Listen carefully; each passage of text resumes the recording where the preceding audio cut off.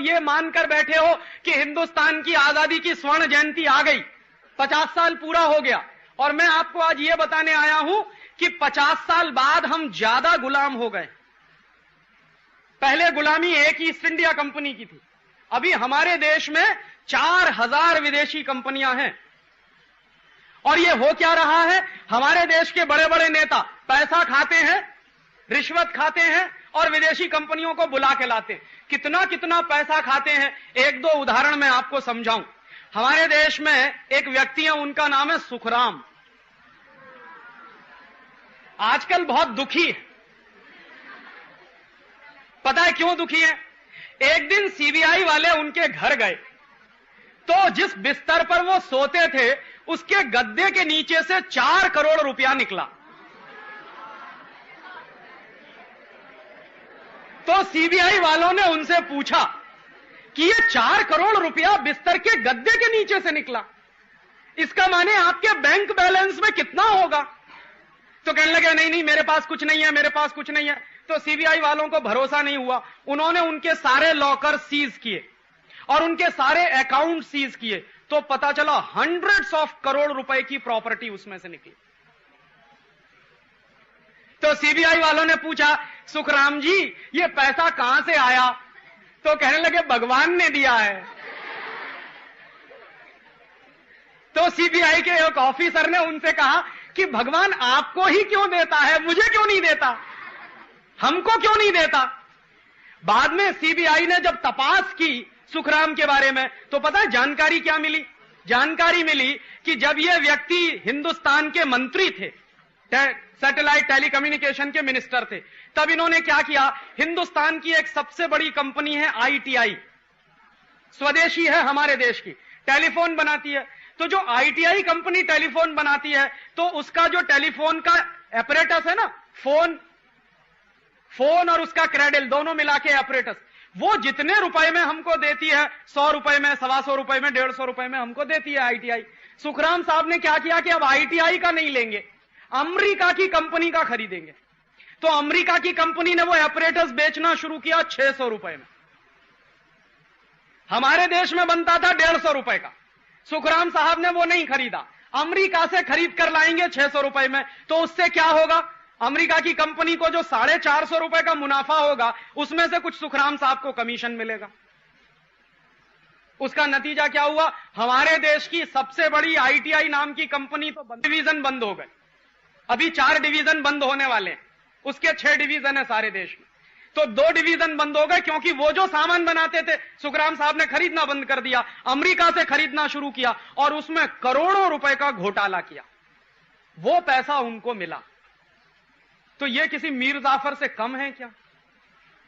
लेकिन दुर्भाग्य क्या है, इनको हमने 5 साल तक मंत्री बना के रखा। तो आप सोचिए कि 5 साल में इन्होंने क्या किया होगा इस देश में।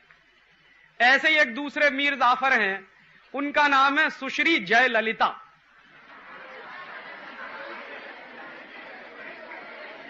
वो क्या थी, वो तमिलनाडु की मुख्यमंत्री थी।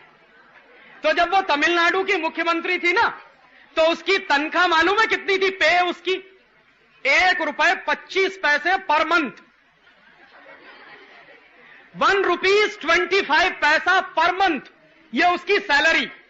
और इतनी सैलरी पाने वाले बहन के घर में जब सीबीआई वाले पहुंचे तो क्या मिला पता? 40 किलोग्राम सोना, 800 किलोग्राम चांदी, 10,500 साड़ियां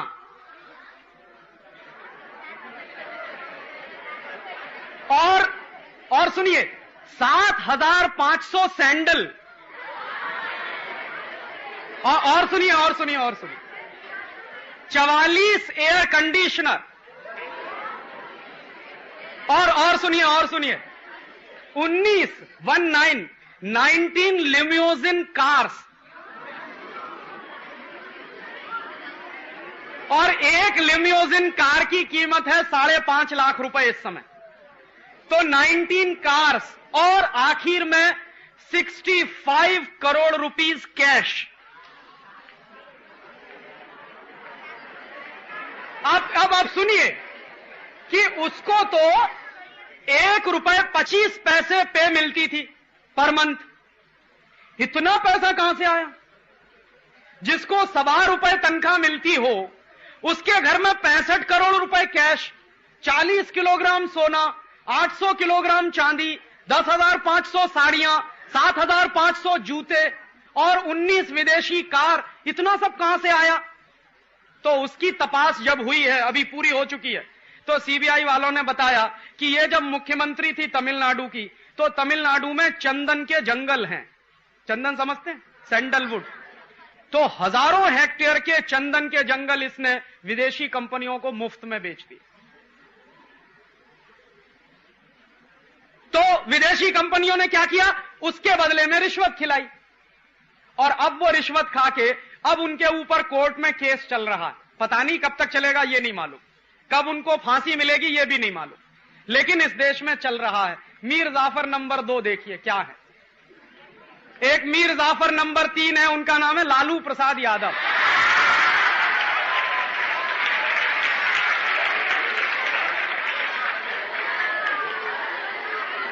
अब उन्होंने क्या किया है, सुनिए सुनिए सुनिए, वो इन दोनों के बाप हैं। उन्होंने क्या किया, 960 करोड़ रुपया हजम कर गए। माने इतने रुपए में बिहार के पशुओं को चारा मिलता, उनके लिए भोजन मिलता, गाय को, भैंस को, बकरी को, वो सारा का सारा चारे का पैसा वो खुद खा गए।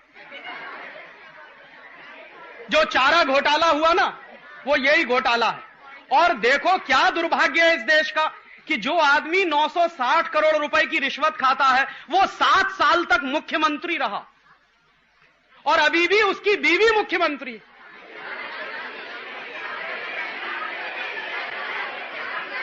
तो आप जरा अपने आप से पूछिए, ये मैं कह रहा हूं इसलिए नहीं, आप अपने आप से पूछिए कि इतने बड़े बड़े मीर जाफर अगर इस देश में हैं, तो क्या होगा इस देश का। सोचिए जरा, बेचारा जो मीर जाफर था वो तो करोड़ 2 करोड़ रुपए में बिका, ये तो 960 करोड़ खाते हैं। और रोज आप अखबार पढ़िए तो कोई भी दिन ऐसा बाकी नहीं जाता जिस दिन हजारों करोड़ का घोटाला ना होता। तो आप जरा सोचिए कि क्या इसी के लिए हमने आजादी पाई थी? माने एक मीर जाफर के कारण 250 साल गुलाम हो गए, अब आजादी के 50 साल के बाद ऐसे ही मीर जाफरों को हिंदुस्तान में फिर से। और तब दोस्तों हम सबको यह सोचना पड़ेगा कि कुछ गड़बड़ हो रही है इस देश में। क्या गड़बड़ हो रही है? ये सारे के सारे बड़े नेता विदेशी कंपनियों को बुला बुला के उनसे रिश्वत खा खा के हिंदुस्तान को बेच रहे हैं। और क्या हो गया है, ये एक बाजू में है, दूसरे बाजू में एक और दूसरी बड़ी दुर्घटना इस देश में चल रही है कि जिन विदेशी कंपनियों को ये नेता बुलाकर लाते हैं, उनका सामान कौन खरीदता? हम सब लोग खरीदते। माने हम भी छोटे छोटे मीर जाफर हैं। तो क्या होता है कि विदेशी कंपनी का सामान हम खरीद कर लाते हैं, दुकानदार को पैसा देते हैं, दुकानदार क्या करता है, उस पैसे को विदेशी कंपनी को पहुंचाता है। विदेशी कंपनी चूंकि दूसरे देश से आई है, तो वो आपके देश का पैसा अपने देश में ले जाती है।